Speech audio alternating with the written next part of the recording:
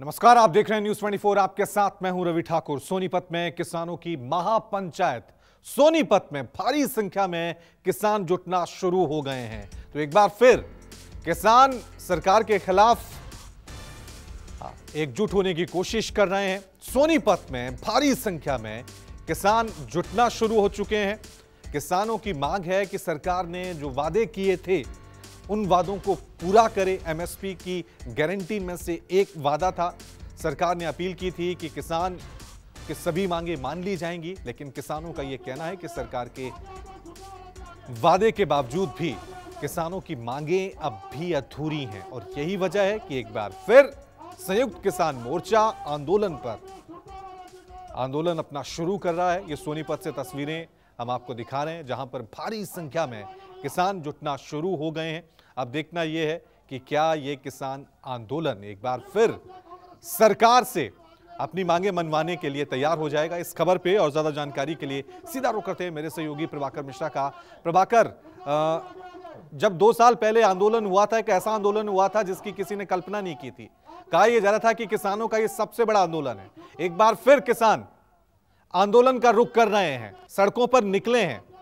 तो इस बार आपको क्या नजर आ रहा है? किस तरह की तस्वीरें हैं सोनीपत में?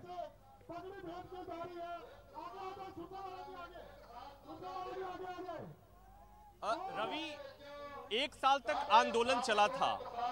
कृषि कानूनों के खिलाफ आंदोलन था। कृषि कानून वापस चले गए, लेकिन किसानों की हालत में कोई बदलाव नहीं हुआ। कल टीकरी बॉर्डर पर भी किसानों ने एक प्रदर्शन किया था। आज ये सोनीपत में किसानों की भारी भीड़ है। संयुक्त किसान मोर्चा में 2 धड़े हुए, उसमें संयुक्त किसान मोर्चा अराजनीतिक की तरफ से ये आज सभा बुलाई गई है, प्रदर्शन हो रहा है। हजारों की तादाद में किसान हैं। मांगे वही पुरानी हैं। इनके फसलों का दाम नहीं मिलता। सरकार ने बहुत कुछ कहा था। 2022 में किसानों की आमदनी 2 गुनी होनी थी। एमएसपी पर सरकार ने कुछ वादा किया था, अब तक कुछ हुआ नहीं। तो दरअसल बहुत लोग हमारे साथ, उन लोगों से मैं बात कर लेता हूं। साल भर पहले आंदोलन खत्म हो गया था। एक तरफ से ये 1 साल 11 तारीख को ही किसान अपने घर गए थे वापस। अभी ये जो हो रहा है, इसके मायने क्या है, क्या होने वाला है? ਅੰਦੋਲਨ ਖਤਮ ਨਹੀਂ ਹੋਇਆ ਸੀ। ਅੰਦੋਲਨ ਨੂੰ ਅਸੀਂ ਸਸਪੈਂਡ ਕਰਕੇ ਗਏ ਸੀ। ਅੱਜ ਜਿਹੜਾ ਉਹ ਮੋਦੀ ਨੂੰ ਅਸੀਂ ਦੱਸਣਾ ਚਾਹੁੰਦੇ ਆ, ਜਿਹੜੀਆਂ ਰਹਿੰਦੀਆਂ ਮੰਗਾਂ ਸਾਡੀਆਂ ਪੂਰੀਆਂ ਕਰਦੇ ਨਹੀਂ ਤਾਂ ਅੱਜ 1 ਦਿਨ ਦਾ ਪ੍ਰਦਰਸ਼ਨ ਕਰਕੇ ਅਸੀਂ ਉਹਨੂੰ ਆਪਦੀ ਤਾਕਤ ਦਿਖਾਉਣੀ ਚਾਹੁੰਦੇ ਆ। ਉਸ ਤੋਂ ਬਾਅਦ 24 ਦੇ ਵਿੱਚ ਆ ਕੇ ਉਸੇ ਤਰ੍ਹਾਂ ਟਰੈਕਟਰ ਟਰਾਲੀਆਂ ਲਿਆ ਕੇ ਇੱਥੇ ਮੋਰਚੇ ਪੱਕੇ कर देंगे। क्या क्या मांगे हैं, हिंदी में बता सके? मांगे हिंदी में नहीं बता सकते, हम पंजाबी लोग हैं, पंजाबी जानते हैं। एमएसपी है, जो पर्चे हैं वो हैं, जो हरियाणे पर पर्चे पे हैं वो हैं। वो सभी जड़ियाँ मंगा जड़ियाँ रहंदियाँ वो लखीमपुर खीरी वाला है। उस एक बार मैं अपने दर्शकों को समझा दूं, सरकार वही है, किसान वही है, मांगे वही हैं। करीब 14 महीने आंदोलन चला था। सबने देखा था 750 से अधिक किसानों ने दम तोड़ दिया था इस आंदोलन में। कुछ प्रकृति की मौत मर गए थे, कुछ ने फ्रस्ट्रेट होकर आत्महत्या कर ली थी। और उसके बाद ये आंदोलन वापस लिया गया था। और जब वापस लिया गया था तो भी कुछ बातें कही गई थी। एमएसपी पर कमेटी बनाने की बात की गई थी। कमेटी शायद बन भी गई, लेकिन उस जो कमेटी बनी, किसान उससे संतुष्ट नहीं है।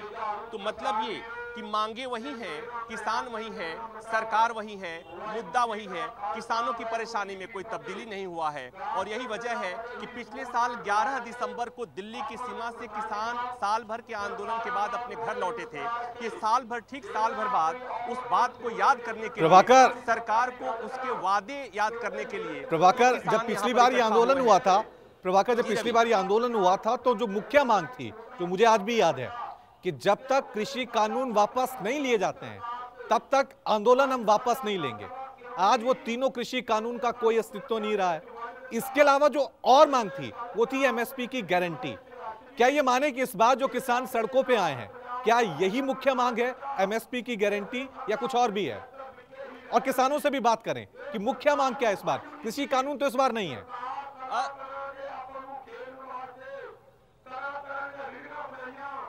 इधर आइए आप, इधर आइए।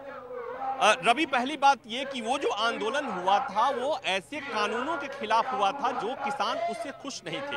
उन्हें लगता था कि उससे उनकी खेती पर असर पड़ेगा। वो उनके खिलाफ कानून था, इसलिए उन्होंने उसके खिलाफ विद्रोह किया। लेकिन जब उसके बाद उसी आंदोलन के दौर में एमएसपी की मांग जुड़ गई, उसी आंदोलन के दौर में लखीमपुर खीरी में एक कांड हो गया।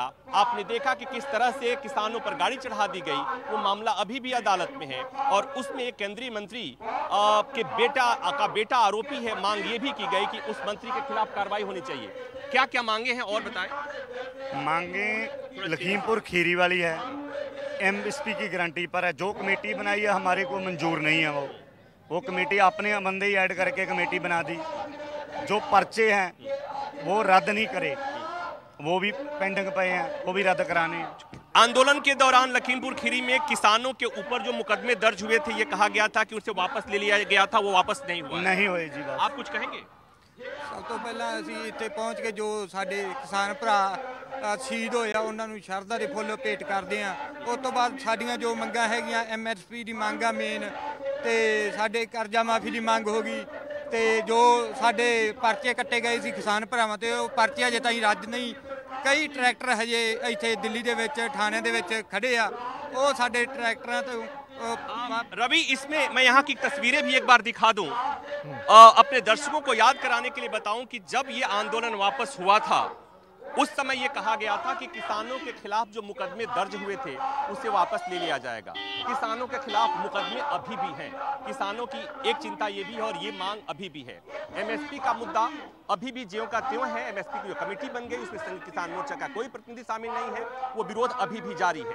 और उसके अलावा जो किसान बार बार कहते हैं कि उनकी सरकारें सुनती नहीं हैं और बार बार हर मुद्दे पर किसानों को सड़कों पर उतरना पड़ता है। आपको याद हो कुछ दिन पहले धान की फसल की जल्दी खरीदारी के लिए भी किसानों ने हरियाणा में आंदोलन किया था। आज भी ठीक है, आंदोलन फिर से हो रहा है, आंदोलन फिर से हो रहा है, किसान फिर से जुट रहे हैं। अब देखना यह है कि सरकार क्या फैसला लेती है। पिछली बार सरकार झुकी थी, तीनों कृषि कानून वापस ले लिए गए थे। एक बार फिर एमएसपी की गारंटी के लिए किसान आगे आए हैं। अब क्या होगा, टकराव होगा या फिर समाधान होगा, ये देखने वाली बात होगी। नमस्कार, मैं हूं मानक गुप्ता। अगर आपको हमारा ये वीडियो पसंद आया हो तो इसे लाइक और शेयर जरूर करें और हां, हमें सब्सक्राइब और फॉलो करना ना भूलें ताकि आप देश और दुनिया की कोई खबर मिस ना करें। तो जुड़े रहिए हमारे साथ और देखते रहिए न्यूज़ 24।